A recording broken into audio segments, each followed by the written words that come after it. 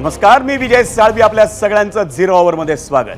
मंडळी, महाराष्ट्राच्या राजकारणातली रोजची सकाळ उजाडते ती ठाकरेंच्या शिवसेनेचे खासदार संजय राऊत यांच्या पत्रकार परिषदेनं.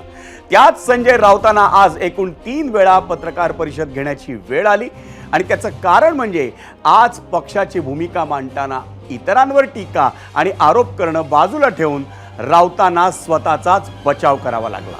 त्याचं कारण भाजप नेते किरीट सोमय्या यांच्या पत्नी मेधा सोमय्या यांनी दाखल केलेल्या अब्रू नुकसानीच्या प्रकरणात शिवडीच्या दंडाधिकारी न्यायालयानं संजय राऊत यांना दोषी ठरवलं. मुंबईलगतच्या मीरा भाईंदरमध्ये 100 कोटींचा शौचालय घोटाळा झाला आणि त्यात मेधा सोमय्यांच्या युवक प्रतिष्ठानचा सहभाग होता असा आरोप संजय राऊत यांनी 2022 साली केला होता. त्याविरोधात मेधा सोमय्या यांनी कोर्टाचा दरवाजा ठोठावला होता. त्या प्रकरणाचा निकाल आज लागला. राऊतांना 15 दिवसांची कैद आणि 25,000 रुपयांचा दंड अशी शिक्षा सुनावण्यात आली होती, पण 2च तासात राऊतांना जामीन मिळाला. दंडाधिकारी न्यायालयानं दिलेल्या अंशतः दिलासामुळे तुर्तास तरी राऊतांची दुसरी जेलवारी ही टळली आहे. मंडळी, यावरच्या राजकीय प्रतिक्रिया आपण पाहणारच आहोत, पण त्याआधी आजचा प्रश्न पाहूयात आणि त्यासाठी जाऊयात पोल सेंटर.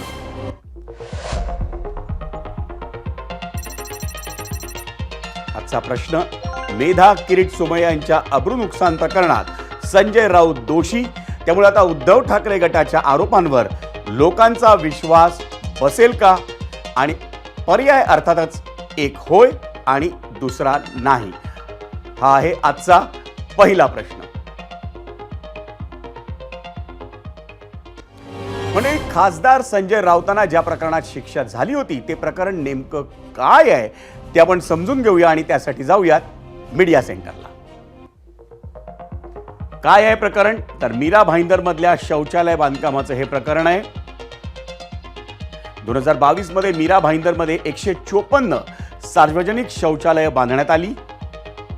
154 पैकी 16 शौचालयांचं कंत्राट हे मेधा सोमय्या यांच्या युवक प्रतिष्ठानला मिळालं होतं. शौचालय बांधकामात 100 कोटींच्या घोटाळ्याचा आरोप हा संजय राऊतांनी केला होता. सोमय्यांनी बनावट कागदपत्र देऊन फसवणूक केल्याचा राऊतांचा आरोप होता. पर्यावरणाचा ऱ्हास झाल्याची कारण दाखवून घोटाळ्याचा आरोप त्यांनी केला होता. राऊतांवर IPCच्या 499 अंतर्गत खटला चालवण्यात आला. शिवडीच्या शहर न्याय दंडाधिकाऱ्यांनी त्यांना शिक्षा सुनावली आणि न्याय दंडाधिकाऱ्यांकडून संजय राऊत यांना दोषी ठरवण्यात आलं. कोर्टाकडून संजय राऊतांना 15 दिवसांची कैद.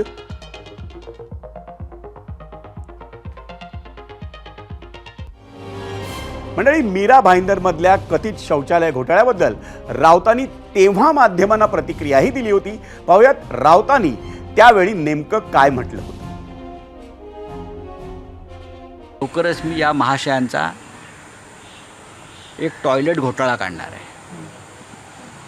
मीरा भाईंदर महानगरपालिका आणि महाराष्ट्रात इतरत्र काही कोटीचा टॉयलेट घोटाळा, म्हणजे कुठे कुठे पैसे खातात, विक्रांतपासून ते टॉयलेटपर्यंत. सर, कोण किरीट सोमय्याचं आहे?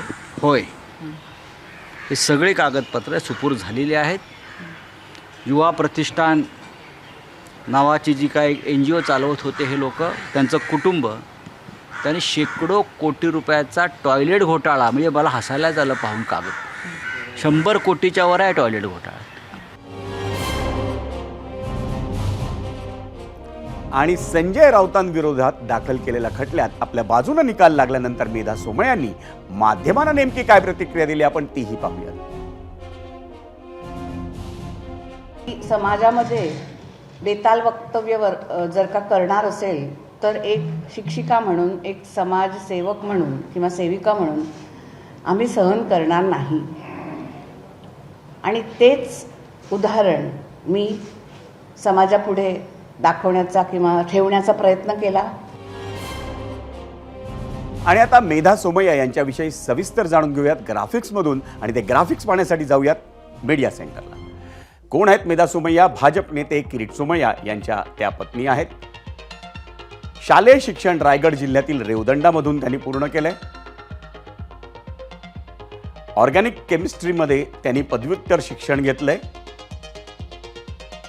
सामाजिक शास्त्रामध्ये मुंबई विद्यापीठातून त्यांनी डॉक्टरेट मिळवलेली आहे। युवक प्रतिष्ठान नावाची NGO त्या चालवतात। मुंबई आणि आसपासच्या परिसरात अनेक सामाजिक उपक्रम या NGOच्या माध्यमातून त्या राबवतात। याशिवाय स्वतःची मनुष्यबळ विकास म्हणजे HR कन्सल्टन्सी त्यांची आहे।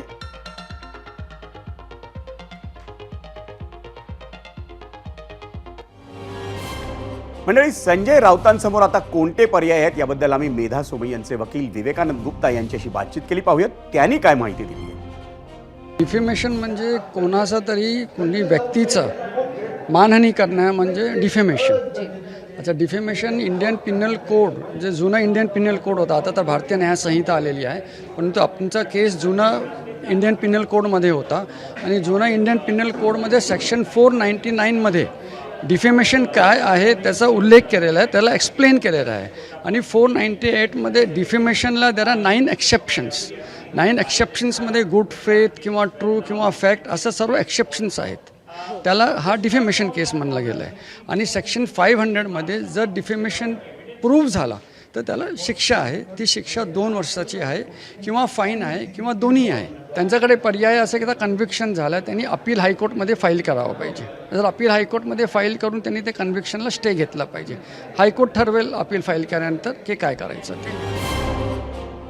आणि या सर्व प्रकरणात संजय राऊतांविरोधात आम्ही आधी पोलिसात गेलो होतो, पण तिथे न्याय मिळाला नाही असा आरोप किरीट सोमय्या यांनी केलाय। आधी आम्ही पोलीस स्टेशनला तक्रार केली होती, पण उद्धव ठाकरे मुख्यमंत्री तत्कालीन त्यांच्या दबावामुळे पोलिसांनी काही केलं नाही, म्हणून न्यायालयात जावं लागलं। न्यायालयाने दखल घेतली आणि आज 28 महिन्यानंतर सोमय्या परिवाराला न्याय मिळाला। म्हणजे अब्रू नुकसानीच्या प्रकरणात दोषी आढळल्यामुळे संजय राऊतांनी खासदारकीचा राजीनामा द्यायला हवा अशी मागणी आज भाजप आमदार आशिष शेलार यांनी केली आहे। मुळामध्ये संजय राऊत यांनी स्वतःचा आज राजीनामा दिला पाहिजे ही माझी मागणी आहे।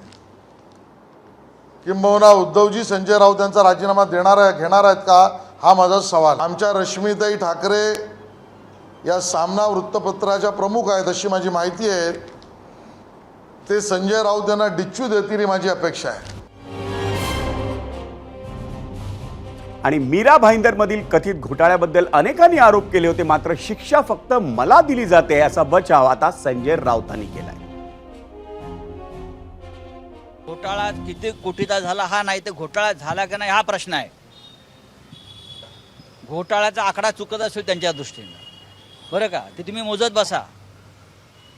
आमच्या आमदार खासदार 50-50 कोटीला विकत घेतले, कोणी म्हणतात 150 कोटीला गेले, आकडे तुम्ही मोजा। पण या सगळ्या प्रकरणामध्ये घोटाळा झाल्याच्या तक्रारी आमदार खासदार महानगरपालिका विधानसभा सगळ्यांनी केलेल्या आहेत।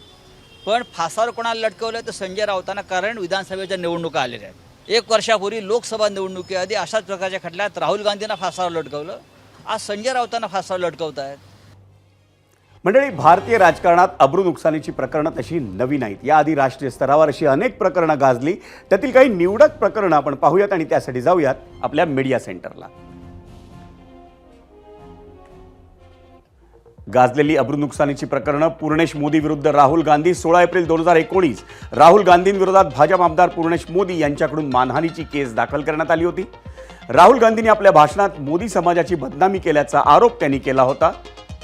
23 मार्च 2023 राहुल गांधी दोषी ठरले, सुरत न्यायदंडाधिकारी कोर्टाचा निर्णय होता।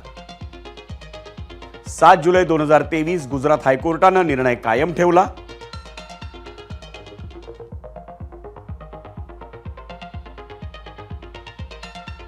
दुसरं प्रकरण गडकरी विरुद्ध केजरीवाल। 30 जानेवारी 2014 नितीन गडकरी भ्रष्ट नेते असल्याचा केजरीवाल यांचा आरोप।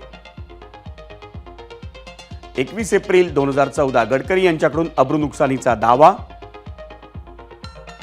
19 मार्च 2018 केजरीवाल यांनी माफी मागितली आणि गडकरींकडून केस मागे घेण्यासाठी अर्ज करण्यात आला।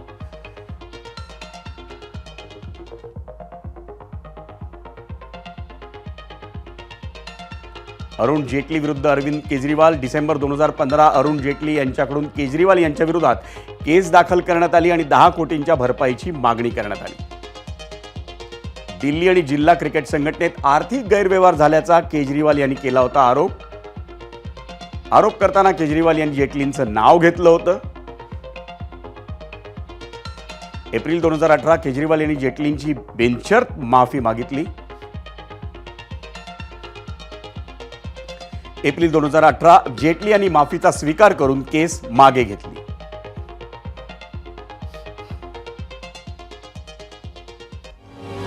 मेधा सोमय्या विरुद्ध संजय राऊत या केसबद्दल बोलण्यासाठी आज आपल्या समवेत आहेत सामाजिक कार्यकर्त्या अंजली दमानिया.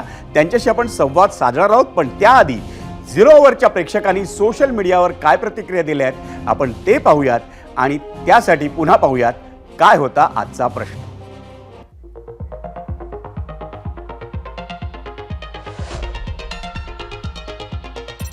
आजचा प्रश्न होता, मेधा किरीट सोमय्यांच्या अब्रू नुकसान प्रकरणात संजय राऊत दोषी, त्यामुळे आता उद्धव ठाकरे गटाच्या आरोपांवर लोकांचा विश्वास बसेल का, होय किंवा नाही, असे 2 पर्याय होते. सुनील जी युट्यूबवर म्हणतात, आता निवडणूक होईपर्यंत शिवसेनेच्या अनेक जणांवर केसेस दाखल करून लगेच निकाल लावून त्यांना कदाचित महिनाभर कारागृह दाखवले जाईल. पी देवतकर युट्यूबवर म्हणतायत, संजय राऊत यांना जामीन मंजूर झालाय, त्यात त्यांना वरच्या कोर्टात नक्कीच न्याय मिळेल.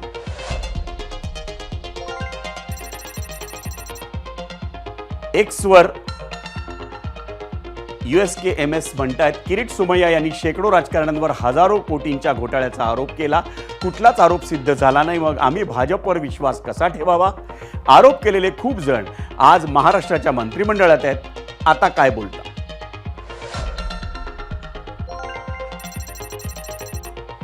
शंतनू व्ही गौतम एक्सवर म्हणतायत, एकंदरीत पाहता मागील जेलचा अनुभव पाठीशी असल्यामुळं आता राऊतांनी नवे पुस्तक लिहावे.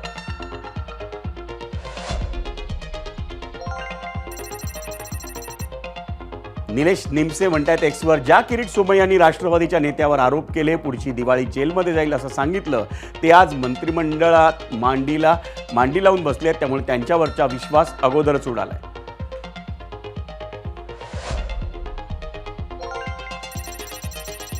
इंस्टाग्रामवर दिनेश काळे म्हणतायत, राऊतांनी ठाकरे गटाची पुरती वाट लावली, जिथे तिथे नुसतं राजकारण करून जनतेच्या मनातली विश्वासार्हता गमावली.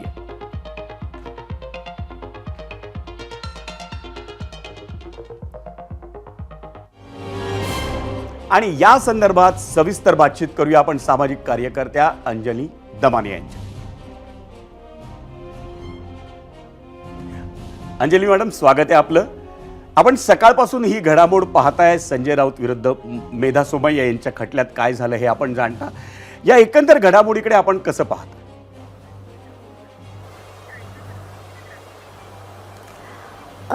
कसं आहे की राजकारणात आता मला वाटतं डिफेमेशन केसेस टाकणं हा एक सगळ्यांचाच हातखंडा झाला आहे त्याच्यात. पण कारण मी स्वतः जवळजवळ 35 डिफेमेशन केसेस फाईट करते. त्याच्यातल्या 28 हे खडसेंच्या चिल्ल्यापिल्ल्यांनी माझ्यावर टाकलेल्या होत्या आणि जवळजवळ 6 या भुजबळांच्या चिल्ल्यापिल्ल्यांनी टाकल्या होत्या.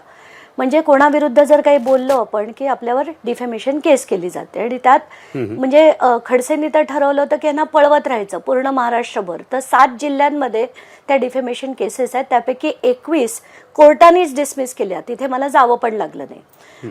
त्याच्यातल्या ज्या भुजबळांच्या होत्या त्यातल्या 2 डिसमिस झाल्या, 4 उरलेल्या आहेत त्या मी फाईट करते. त्यामुळे आता मला असं वाटतं की हा एक सगळ्यांचाच हातखंडा त्याच्यात झालेला आहे की कोणी कोणाविरुद्ध काही बोललं की डिफेमेशन केस करायची. आता आपण राऊतांबद्दल बोलू, पण गेले कित्येक दिवस मी संजय राऊत जे वक्तव्य करतात ते मी बघते आणि आताच्या घटकेला महाराष्ट्राचं जे राजकारण आहे त्याचा जो स्तर आहे ना तो इतका इतका इतका खाली गेला आहे, इतका खाली गेला आहे की येऊन मीडिया देखत शिवीगाळ करणं, वाटेल ते बोलणं, रँडम कोणावर आरोप करणं. आता तर मी आज त्यांचं जे ऐकलं की CJ आज यांच्याकडे गेले होते, म्हणजे मोदी CJंकडे गेले, ते मोदक खायला गेले होते का, म्हणजे ते काय वेश्या झाली आहे का असं काहीतरी ते आज राऊत म्हणाले. काय बोलतात हे, म्हणजे काय भाषा आहे का काय आहे ही. त्यामुळे मला आज एकीकडे खरंच आनंद झाला की डिफेमेशन त्यांच्यावर कोणीतरी टाकायला हवंच होतं, कारण त्यांची शिवीगाळ करण्याची जी पद्धत आहे ना ती बंद झाली पाहिजे. आता तुम्ही टीका करा, तुम्ही आरोप करा, तुमच्याकडे सबस्टॅन्शिएटेड एव्हिडन्स असेल तर नक्कीच करा आणि तो कोर्टात करा. जसं आम्ही आत्तापर्यंत इंडिया अगेन्स्ट करप्शनमध्ये मी जेव्हा होते, आम आदमी पार्टीत होते, आणि तुम्ही आत्ता दाखवलं की अरविंद केजरीवालांनी गडकरी आणि जेटलींविरुद्ध जे केले होते आरोप, त्यात एकही आरोप खोटा नव्हता. गडकरींविरुद्ध सुद्धा एकही आरोप खोटा नव्हता. पण अरविंद केजरीवालांना तेव्हा असं वाटलं होतं की आपण यात अडकत राहिलो, त्यापेक्षा आपण यातनं माफी मागून मोकळं होऊया, म्हणून त्यांनी ती माफी मागून मोकळे झाले होते. खरं तर तेव्हा कोर्टात, दिल्लीच्या कोर्टात मी, प्रशांत भूषण आणि अरविंद आम्ही तिघही उभे होतो. आणि त्याच्यात जेव्हा अरविंदने असं ठरवलं की आता मला हे नाही पुढे चालवायचं, म्हणून ते माफी मागून मोकळे झाले. मी या जन्मी कधीही कोणाची माफी मागणार नाही, कारण मी केलेला कुठलाही आरोप कधीही खोटा नसतो. त्याला पुरावे होते मॅडम त्यावेळेला त्या आरोपांना? जोपर्यंत कागदपत्र नसतात तोपर्यंत बोलूच नाही. नाही, एक्झॅक्टली. तर आता हे जे संजय राऊत बोलले की बाबा 100 कोटीच्या वर झाला असेल आणि अमुकच झाला असेल आणि त्यांनी हेच केलं असेल, तर जोपर्यंत तुमच्या हातात कागदपत्र नाहीत, जोपर्यंत तुम्ही कोर्ट मूव्ह करत नाहीत, तुम्ही असे आरोप करूच कसे शकता? आणि जर त्यांनी मेदानजींना मी विशेष ओळखत नाही, मी त्यांना फक्त एकदा एका कार्यक्रमात भेटले होते, पण मला असं कुठेही वाटत नाही की त्या कुठल्याही प्रकारचा भ्रष्टाचार करत असतील. म्हणजे आरोप करायचे आहेत ना, तर तुम्हाला किरीट सोमय्यांबद्दल राग आहे ना, तो तुम्ही डायरेक्टली करा ना, बायका पोरांना कशाला त्याच्यात ओढताय? आणि त्यात सुद्धा म्हणजे हे जे अनसबस्टॅन्शिएटेड बोलतात, ताळतंत्र न ठेवता बोलतात, राजकारणाचा स्तर इतका खाली आणून बोलतात, त्याबद्दल मला नक्कीच वाटतं की संजय राऊत यांना ही शिक्षा झालीच पाहिजे. अपीलमध्ये जरी ते हायकोर्टात गेले तरी हायकोर्ट हे एंटरटेन करणार नाही, कारण जोपर्यंत त्यांच्याकडे सबस्टॅन्शिएटिंग एव्हिडन्स नाही आहे तोपर्यंत हे टिकाव धरणं शक्यच नाही आहे. ते अपीलमध्ये सुद्धा हरतील, सुप्रीम कोर्टात गेले तर ते देखील हरतील. त्यामुळे आणि मग काय करायचं की कांगावा करायचा की बाबा आता विधानसभा निवडणूक आली, आपल्या देशात सगळ्यांनाच माहिती आहे या सगळ्या मुद्द्यांकडे कुठली निवडणूक चालूच असते. या सगळ्या मुद्द्यांकडे आपण येऊया. पण तुम्हीच मगाशी सांगितलं की हे राजकारणात आता वाढत चाललेलं आहे. तुम्ही स्वतः सामाजिक कार्यकर्ते आहात, तुम्ही स्वतः सांगितलं तुम्ही 35 प्रकरणात तुम्ही कोर्टात गेला होतात. तर या सगळ्या प्रकरणात पुरावे देणं हे किती आवश्यक आहे? विदाऊट एनी सबस्टॅन्शियल पुरावे जर काही झालं तर आज जे घडलं तेच तुम्हाला पाहायला मिळणार आहे. हो ना, नक्कीच.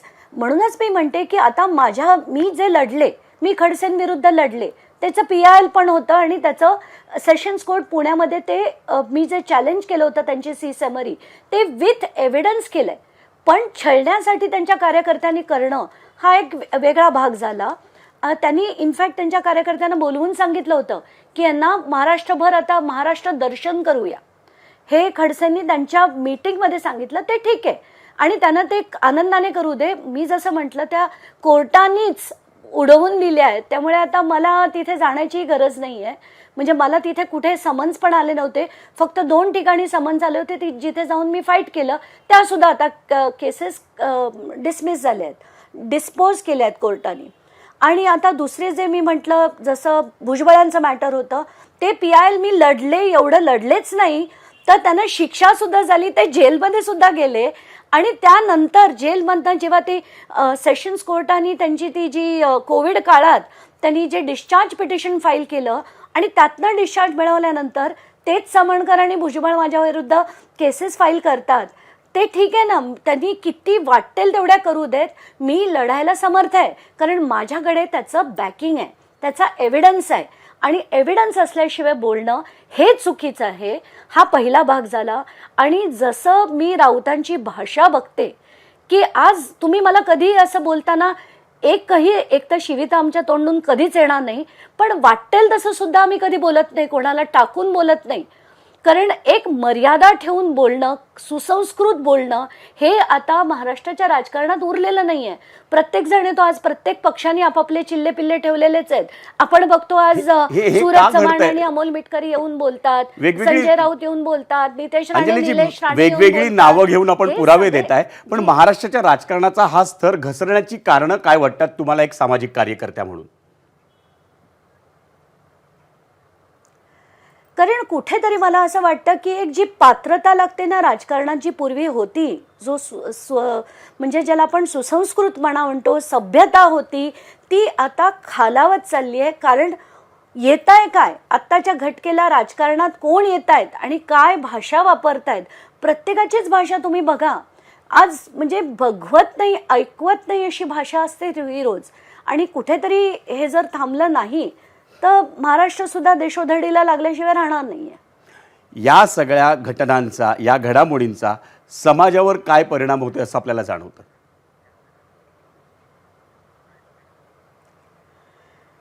कारण कसं आहे, आत्ताच्या घटकेत आपण म्हणतो ना की काही लोक असतात ती विजनरी असतात. जसं पूर्वीच्या काळी अटल बिहारी वाजपेयी होते, जे पूर्वीचे नेते होते, शास्त्री होते, अटल बिहारी वाजपेयी होते, सगळे विजनरी नेते होते. आणि देशाला पुढे कसं न्यायचं, इंटरलिंकिंग ऑफ रिव्हर्स म्हणा, अनेक गोष्टी जे त्यांनी जो गोल्डन क्वाड्रिलॅटरल बनवलं होता, ही जी विजन लागते, इन्फ्रास्ट्रक्चर सेटअप करण्याची विजन लागते, हे नाहीच आहे. आत्ताची विजन काय आहे की कुठून मला पैसा खाता येईल, कुठे मला कोणावर आरोप करता येईल, त्याची पार्टी कशी फोडता येईल, त्याच्यातनं नेते कसे घेता येतील. आणि काही काही जसं मी बघते ना, अमुक नेते जे आधी काँग्रेसमध्ये होते तिथनं भाजपात आले, आता दिसलं की शरद पवारांचा गट जास्त स्ट्रॉंग होतोय, ते तिथे जातात. म्हणजे कोणाला काही नीतिमत्ता, काही वैचारिकता, काही उरलं नाहीये. आता राजकारण म्हणजे नुसता एक धिंगाणा झालाय आणि वाटेल ते बोलणं झालंय. आरोप प्रत्यारोपाला पण काही अर्थ नाही आहे. जसं आज आपण बघितलं, त्यांच्याकडे जर खरंच सबस्टॅन्शिएटिंग एव्हिडन्स असता, जर आकडे असते की खरंच त्यांनी खाल्लेत, मेधा सोमय्यांनी पैसे खाल्लेत किंवा त्यांच्या त्या प्रतिष्ठानाने पैसे खाल्लेत, तर आज संजय राऊतांना कशाचीच भीती नव्हती. पण उगाचच एखादी स्ट्रे स्टेटमेंट करणं, लोकांच्या मनात कन्फ्युजन करणं, जसं सूरज चव्हाणमध्ये म्हणाले होते की ही सुपारीबाज बाई आहे, ती यांच्याकडे पासपोर्ट यांचा तपासला पाहिजे. आणि जेव्हा मी माझ्या प्रेस कॉन्फरन्समध्ये माझा पासपोर्ट दाखवला, माझं ITR स्टेटमेंट दाखवलं, तेव्हा मात्र गार झाले. आणि अजित पवारांना सुद्धा सांगावं लागलं की तुम्ही अंजली दमानियांविरुद्ध कोणीही बोलायचं नाही. हे बोलावं लागलं त्यांना. वेगळा विषय आहे, पण आम्ही जेव्हा बोलतो तेव्हा वाटेल ते बोलत नसतो. हा एक वेगळा विषय आहे, त्यावरती वेगळा. पण आपल्याला सध्या आज जो उदाहरण देते की वाटेल ते बोलणं हे थांबवलं पाहिजे बरोबर. प्रत्येकाने. पण आजच्या या अब्रू नुकसानी प्रकरणाच्या मुद्द्यावरून आपण जो ABP माझ्याशी संवाद साधण्यासाठी वेळ दिलात त्याबद्दल आपले आभार. मंडळी, आता वेळ झाली आहे ती महाराष्ट्राचा कौल पाहण्याची. आणि आज आपण मेधा किरीट सोमय्यांच्या अब्रू नुकसानी प्रकरणात संजय राऊतांविरोधातील निकालाची चर्चा केली. त्यावरच आपला प्रश्न होता आणि त्याच प्रश्नावर महाराष्ट्रानं काय कौल दिला ते पाहण्यासाठी जाऊयात आपल्या पोल सेंटरला.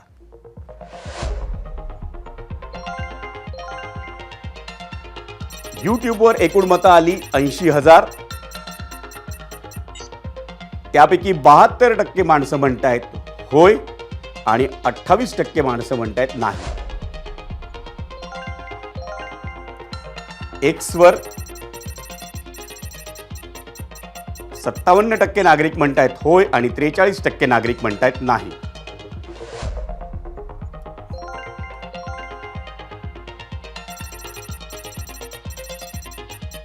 इंस्टाग्रामवर 63% नागरिक म्हणतायत होय आणि 37% नागरिक म्हणतायत नाही.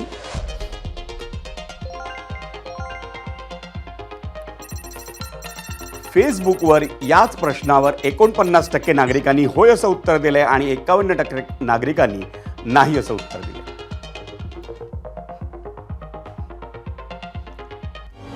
मेधा किरीट सोमय्यांची बदनामी केल्याप्रकरणी संजय राऊत दोषी आढळले. या प्रकरणात पुढे अधिक ठोस निकाल येईल.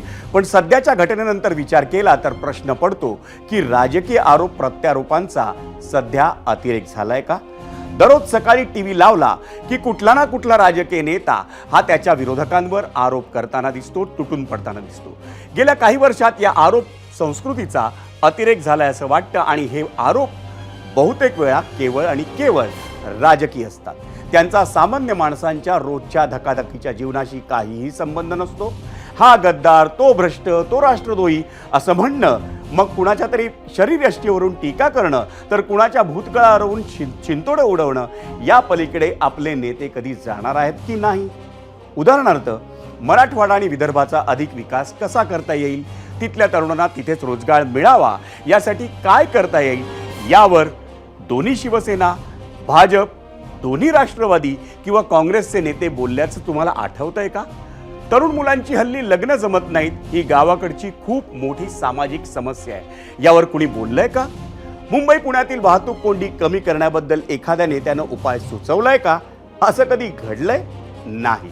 आणि आम्ही ही उदाहरणं देतोय याचं कारण म्हणजे आरोप प्रत्यारोपाचा खेळ खेळून दिवस तर काढता येतो, पण समाज जिथे होता तिथेच राहतो. प्रत्येकाचं दरडोई उत्पन्न वाढवायचं असेल, पायाभूत सुविधा अधिक वेगानं उभारायच्या असतील, जर्मनी किंवा सिंगापूर सारखा शिस्तप्रिय आणि नियम पाळणारा समाज घडवायचा असेल, तर या आरोप संस्कृतीच्या वर उठून प्रत्यक्ष कृतीही करावीच लागणार आहे, नेत्यांनाही आणि समाजालाही. आता आपण विश्लेषण करूयात एका अहवालाचं. या अहवालामुळं एक दोघांची नाही तर अनेकांची चौकशी होऊ शकते. अनेकांच्या भूमिकांवर प्रश्नचिन्ह उपस्थित होऊ शकतात. गोष्ट आहे राजकोट किल्ल्यावरील छत्रपती शिवाजी महाराजांच्या पुतळा दुर्घटनेची आणि त्याच्या अहवालाची. बरोबर 1 महिन्यांपूर्वी आजच्याच दिवशी म्हणजे 26 ऑगस्ट 2024, स्थळ सिंधुदुर्ग जिल्ह्यातला राजकोट किल्ला, इथं उभारलेला छत्रपती शिवाजी महाराजांचा पुतळा अवघ्या 8-8.5 महिन्यांमध्ये कोसळला. त्यावरून अवघ्या महाराष्ट्रात संतापाची लाट उसळली. मुख्यमंत्री एकनाथ शिंदे यांच्यापासून पंतप्रधान नरेंद्र मोदींपर्यंत सगळ्याच बड्या नेत्यांनी माफी मागितली. दुसरीकडे राज्य सरकारनं तातडीनं कारवाई करत शिल्पकार जयदीप आपटे आणि बांधकाम सल्लागार डॉक्टर चेतन पाटील यांच्यावर गुन्हे दाखल केले. त्यांना काही दिवसांमध्ये अटकही केली. इतकंच नाही तर या प्रकरणात चौकशी समितीचीही स्थापना झाली. भारतीय नौदलातल्या सेवेचा तब्बल 20 वर्षांहून अधिक अनुभव असलेले कमोडोर पवन धिंगरा यांच्या अध्यक्षतेखालील 5 सदस्यीय समितीमध्ये सार्वजनिक बांधकाम विभागाचे सचिव संजय दशपुते, बांधकाम विभागाचे माजी मुख्य अभियंता विकास रामगुडे, IITचे प्राध्यापक जांगीड आणि प्राध्यापक परिदा यांचा समावेश होता. या समितीनं तपास आणि चौकशी सुरू केली, पण तरीही राजकारण शमलं नव्हतं. आरोप प्रत्यारोप सुरूच होते. उद्धव ठाकरेंच्या शिवसेनेचे आणि कुडाळ विधानसभा मतदारसंघाचे आमदार वैभव नाईकांनी नियमितपणे भ्रष्टाचाराचे आरोप केले. शिवरायांचा पुतळा उभारणीत झालेली घाई ते भ्रष्टाचार अशी आरोपांची मालिकाच महाविकास आघाडीच्या नेत्यांनी सुरू केली. शिवरायांचा पुतळा कोसळल्याच्या घटनेला आज बरोबर 1 महिना झाला आणि पुतळा दुर्घटना चौकशी समितीनं आपला 16 पानी अहवाल हा राज्य सरकारकडे सोपवलाय. आता त्याबद्दल सादर करण्यात आलेल्या अहवालातून पुतळा उभारतानाच अनेक चुका झाल्याचं स्पष्ट झालंय. त्यात पुतळ्याला चढलेला गंज, चुकीचं डिझाईन आणि चुकीच्या वेल्डिंगमुळं पुतळा कोसळल्याचा ठपका अहवालात ठेवण्यात आलाय. इतकंच नाही तर छत्रपती शिवाजी महाराजांचा पुतळा तयार करताना त्याची डिझाईन योग्य पद्धतीनं तयार करण्यात आली नसल्याचाही अहवालात उल्लेख आहे. आणि याच अहवालावर होता आपला दुसरा प्रश्न आणि तोच पाहण्यासाठी आपण जाऊयात पोल सेंटरला. आजचा दुसरा प्रश्न काय होता? राजकोट किल्ल्यावरचा शिवाजी महाराजांचा पुतळा चुकीच्या वेल्डिंगमुळे कोसळला. चौकशी अहवालानं कोण अडचणीत येणार? महायुती सरकार, कंत्राटदार की प्रशासन?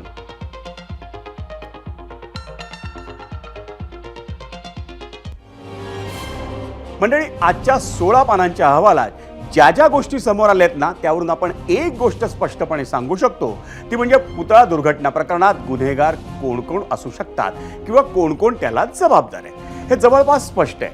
ते आणखी सोप्या शब्दात जाणून घेऊया आणि त्यासाठी जाऊयात आपल्या मीडिया सेंटरला. गुन्हेगार ठरले, कारवाई कधी? अहवालात ठपका काय होता? पुतळ्याची योग्य पद्धतीनं देखभाल करण्यात आली नाही. जबाबदारी कोणाची? तर सार्वजनिक बांधकाम विभाग. अहवालात ठपका, पुतळ्याला अनेक ठिकाणी गंज चढला. जबाबदारी कोणाची? मूर्तिकार जयदीप आपटे. अहवालात ठपका, गंज चढत असतानाही त्याकडे दुर्लक्ष झालं. जबाबदारी कोणाची? तर सार्वजनिक बांधकाम विभाग. अहवालात ठपका, पुतळा बनवताना चुकीच्या पद्धतीनं वेल्डिंग करण्यात आलं. जबाबदारी कोणाची? तर मूर्तिकार जयदीप आपटे. अहवालात ठपका, पुतळ्याच्या डिझाईनमध्ये चुका आहेत. जबाबदारी कोणाची? Structural consultant Chetan Patil. मंडळी, चौकशी समितीचा अहवाल आला आणि गेल्या 1 महिन्यापासून पुतळा दुर्घटना प्रकरणात महायुती सरकारवर तुटून पडणारे आमदार वैभव नाईक पुढे आले. दुर्घटनेच्या पहिल्या दिवसापासून त्यांनी सत्ताधारी सरकारवर आरोप केले होते. या प्रकरणात भ्रष्टाचार झाल्याचा दावाही त्यांनी केला होता. आजही त्यांनी अहवाल येताच पुन्हा एकदा महायुती सरकारला धारेवर धरलं, तर योग्य ती कारवाईची भाषा ही मंत्री उदय सामंत यांनी केली. पाहूयात त्या दोघांनी नेमकं काय म्हटलं. आमचं पहिल्यापासून म्हणणं होतं की हा पुतळ्याच्या कामामध्ये भ्रष्टाचार झाला आहे. आता म्हटलं की जो वेल्डिंग चुकीचं झालं आहे, लोखंड वापरलं आहे, चुकीच्या पद्धतीने त्याचा बसवण्यात आला आहे, ह्या सगळ्या गोष्टी असताना त्यांना एवढी रक्कम कोट्यावधी 2.5 कोटी रुपये का देण्यात आले आहेत आणि यामध्येच भ्रष्टाचार झाला आहे आणि ते आता या तज्ज्ञ समितीने सुद्धा मान्य केलं आहे. जर अहवाल आलेला असेल आणि त्याच्यामध्ये दोषी असेल त्याच्यावर कारवाई करणार आम्ही. एक लक्षात घ्या, गंजलेले जर काय तुम्ही म्हणताय म्हणून सांगतो, त्याच्यामध्ये रॉड टाकलेले असतील किंवा बोगस काम केलेलं असेल, मी पहिल्या दिवसापासून सांगतोय की ही यंत्रणा जी आहे ही फक्त एका यंत्रणेवर फिक्स करून उपयोगाचं नाही. उबाटाच्या काही लोकप्रतिनिधींनी सांगितलं की आजूबाजूच्या परिसराचं टेंडर आम्ही देखील घेतलेलं होतं, त्याच्यामुळे आंदोलन झाल्यानंतर कदाचित ते त्यांच्या लक्षात आलं असेल. पण जो अहवाल आलेला आहे त्याच्यावर जे कोण दोषी असतील त्यावर कारवाई होईल ना, सरकार कारवाई करेल. मंडळी, आता तुम्ही म्हणाल की चला एकदा अहवाल आला, जबाबदाऱ्या निश्चित झाल्यात, म्हणजे स्पष्टपणे आता कारवाईला सुरुवात होईल. पण जरा थांबा. आज जसा अहवाल आला ना तशीच एक नोटीसही आली आहे आणि दुसरी तिसरी कोणाला नाही तर ती नोटीस आली आहे कुडाळचे आमदार वैभव नाईक यांना. आणि पाठवली कुणी? तर त्याचं उत्तर आहे सिंधुदुर्ग पोलीस. जेव्हा राजकोट किल्ल्यावर पुतळा कोसळला तेव्हा तिथं सर्वात आधी पोहोचणारा नेता होते वैभव नाईक. त्यांनीच पुतळा दुर्घटनेनंतर सार्वजनिक बांधकाम विभागाचं कार्यालय फोडलं होतं आणि हेच वैभव नाईक गेल्या महिन्याभरापासून पुतळा प्रकरणात महायुती सरकारवर टीका करतायत. याच टीकेची सुरुवात ज्या पत्रकार परिषदेतून झाली होती, त्या आरोपांच्या चौकशीसाठी आता वैभव नाईकांना पोलिसांसमोर जावं लागणार आहे. महाराजांच्या पुतळा दुर्घटनेनंतर वैभव नाईकांनी एक पत्रकार परिषद घेऊन पुतळा उभारणीत घोटाळा झाल्याचा आरोप केला होता. तेच पुरावे पोलिसांना सादर करून सहकार्य करण्याची विनंती त्यांना नोटिशीत करण्यात आली. त्यावर वैभव नाईकांनी पोलिसांनाच एक सल्ला दिलाय, तर माजी खासदार निलेश राणेंनी पलटवार करून वैभव नाईकांनाच टार्गेट केलंय. हे सगळं सुरू असतानाच खासदार संजय राऊतांनी मात्र वैभव नाईकांची पाठराखण केली आहे. पाहूयात या तिघांनी काय म्हटलंय. खरं तर ज्यांच्यावर आम्ही भ्रष्टाचाराचे आरोप केले त्यांनीच दबाव आणून पोलिसांना आम्हाला नोटीस देण्यात आलेली आहे. खरं तर एखाद्या संवेदनशील विषयामध्ये पोलिसांनी चौकशी केली पाहिजे किंवा पोलिसांनी एखाद्या संवेदनशील विषयामध्ये आरोपींना अटक केल्यानंतर त्या गुन्ह्याचं पत्रकार परिषद घेऊन कुठपर्यंत हे झाला आहे, तपास झाला याची माहिती दिली पाहिजे होती. परंतु पोलिसांनी अशी कुठलीच माहिती दिली नाही. महाराजांचा पुतळा कोसळला आणि संशयाच्या कारणामुळे वैभव नाईकांना तिकडे पोलिसांनी चौकशीसाठी बोलवलं, ही खरोखरच लाज वाटण्यासारखी गोष्ट आहे. ते नंतर जे काय होईल ते होईल, पण महाराजांचा पुतळा कोसळला आणि संशय म्हणून तुम्हाला पोलीस बोलवत आहेत. वैभव नाईक हे असं पाप कुठेच फेडू शकत नाही. नोटिसा आम्हालाच येणार. मी परत सांगतो, नोटिसा फक्त संजय राऊतांना येतील, वैभव नाईकना येतील. जे बोलतायत सत्य बोलतायत, भ्रष्टाचार समोर आणतायत, नोटीस त्यांनाच येणार. मंडळी, हे सारे राजकीय आरोप प्रत्यारोप पाहिल्यानंतर या संपूर्ण प्रकरणात काही प्रश्न उपस्थित होतात आणि तेच पाहण्यासाठी जाऊयात आपल्या मीडिया सेंटरला. महत्त्वाचे 6 मुद्दे अहवालानंतर उपस्थित झालेले सवाल. पहिला, पुतळ्याची योग्य देखभाल करण्याची जबाबदारी कुणाची होती? दुसरा, पुतळ्याची रोजची देखभाल आणि सफाईची जबाबदारी कुणाची होती? तिसरा, पुतळ्याला गंज चढत असल्याचं यंत्रणांच्या तज्ज्ञांच्या कसं लक्षात आलं नाही? चौथा, पुतळ्याची निर्मिती सुरू असताना चुकीच्या पद्धतीनं वेल्डिंग करणारे कोण होते? पाचवा, पुतळ्याचं डिझाईन मूर्तिकारानं मंजूर करून घेतलं होतं का? आणि सहावा, पुतळ्याचं डिझाईन चुकीचं असेल तर त्याला मान्यता देणारे कोण?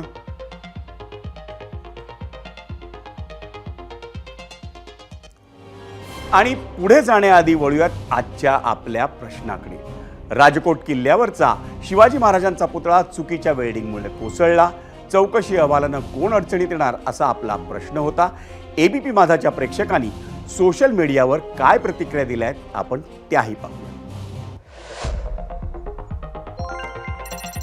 यूट्यूबवर गॉडफादर 9330 म्हणतायत सरकार जबाबदार नाही, कारण या कामासाठी सरकारनं प्रशासकीय अधिकाऱ्यांची नेमणूक केलेली असते. एवढंच की प्रत्येक गोष्टीत भ्रष्टाचार कसा करता येईल आणि पैसा कसा मिळवता येईल हेच बघितलं जातं, म्हणून शिक्षेला पत्र प्रशासकीय अधिकारी आणि कंत्राटदार. यूट्यूबवर जयसिंग आयरे म्हणतात कुणीच अडचणीत येणार नाही, कारण यात सगळे सामील आहेत, शंका घेणारेच अडचणीत येतील.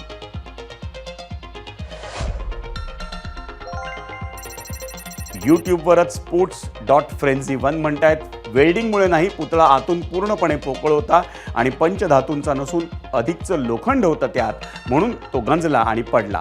पुतळ्यातला भ्रष्टाचार याला कारणीभूत आहे.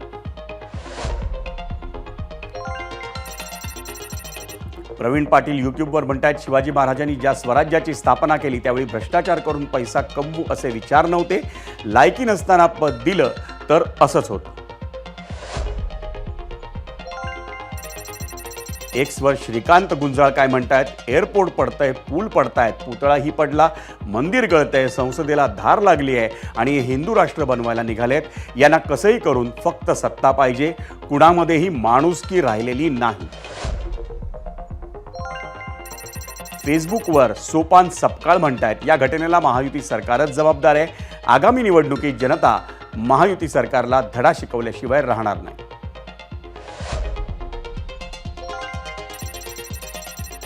आदित्य कुमार फेसबुकवर म्हणतायत अहवालाचा अर्थ म्हणजे मजूर आणि वेल्डरवर खापर फोडून हे मोकळे झाले, मग सुपरवायझर काय खोके खायला गेलेले का?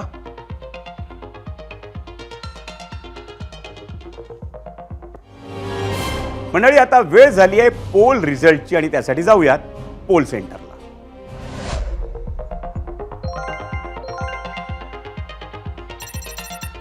आपल्या दुसऱ्या प्रश्नाला एकूण मतं आली 45,000 यूट्यूबवर आणि चौकशी अहवालानं कोण अडचणीत येणार 73% माणसं म्हणतायत महायुती सरकार, 22% म्हणतायत कंत्राटदार आणि 5% म्हणतायत प्रशासन.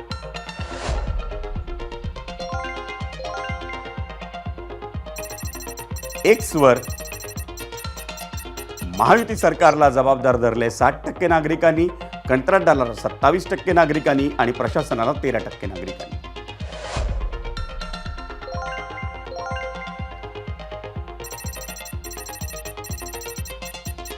इंस्टाग्रामवर 58% नागरिकांनी महायुती सरकारला जबाबदार धरलंय, कंत्राटदाराला 34% नागरिकांनी आणि प्रशासनाला 8% नागरिकांनी.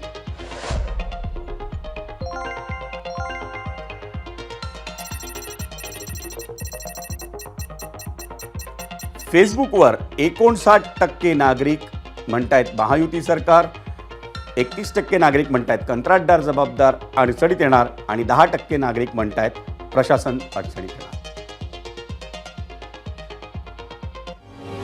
मंडळी, छत्रपती शिवाजी महाराजांचा पुतळा कोसळला ही घटना अवघ्या महाराष्ट्राला संताप आणणारी याबाबत दुमत नाही, पण सदोष बांधकाम झालेला हा काही महाराष्ट्रातला पहिला प्रकल्प नाही. महाराष्ट्रातच अशी अनेक उदाहरणं सापडतील. अगदी अलीकडचं गाजलेलं मोठं प्रकरण म्हणजे मुंबईतल्या अंधेरी पूर्व आणि पश्चिम परिसरांना जोडणाऱ्या नव्या गोखले पुलाची चुकलेली उंची. हा पूल सीडी बर्फीवाला पुलाला जोडण्यात येणार होता. साहजिकच नव्या गोखले पुलाची उंची आणि बर्फीवाला पुलाची उंची ही सारखी असणं अपेक्षित होतं, पण तसं झालंच नाही. दोन्ही पुलांच्या उंचीमध्ये 6 फुटांचा फरक होता.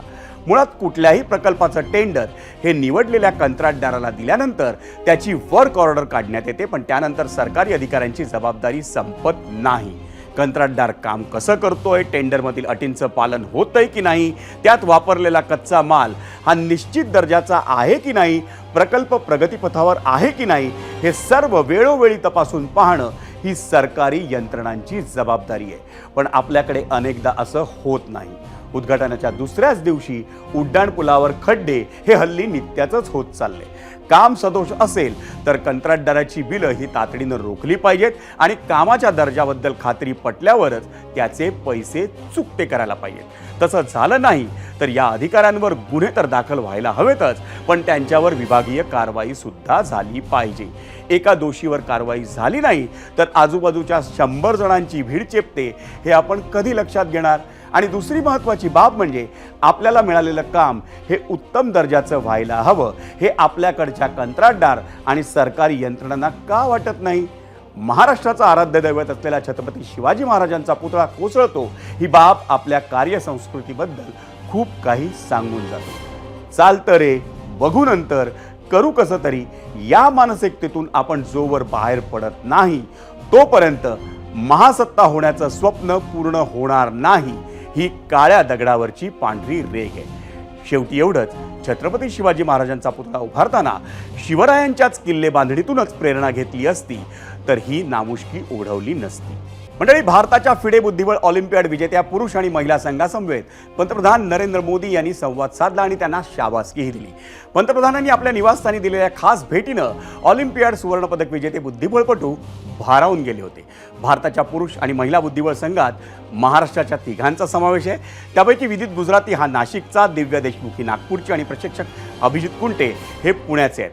पंतप्रधान मोदींकडून मिळालेल्या शाबासकीनं हे मराठी बुद्धिबळवीर आनंदून गेलेले असले तरी महाराष्ट्र सरकारनं आपल्या कामगिरीची अजूनही दखल घेतली नसल्याची खंत त्यांच्या मनात आहे आणि ते स्वाभाविक आहे.